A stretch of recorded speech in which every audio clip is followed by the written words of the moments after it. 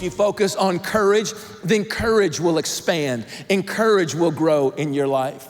Probably no better place we see this than in Matthew chapter 14. Jesus comes walking on the water in the middle of the storm, and the disciples are afraid. And he looks at them and he says the same thing that God said to Joshua. He says, take courage, do not be afraid. It's something they had to take. Well, of all the disciples, only one heard what he said and opened the courage door, Peter. He gets out, starts walking on the water. And as long as he's focused on Jesus, the Bible says he's stable.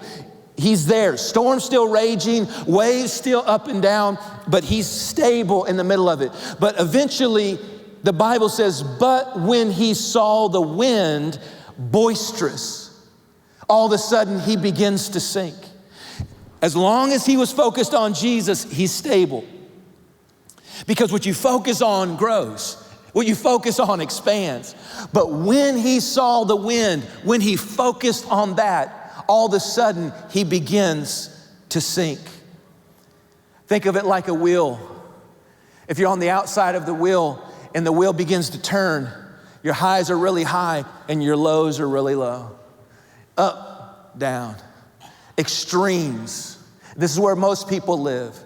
They're up and they're down. Their emotions are fluctuating constantly. But the closer you get to the center of the wheel, the closer you get to that axle, even though everything's still spinning the same way, the less the fluctuations are. And so what Peter's doing, as long as he's close to Jesus, he's close to that thing that can stabilize him no matter what's happening externally. He's close to the thing that can bring stability to his life.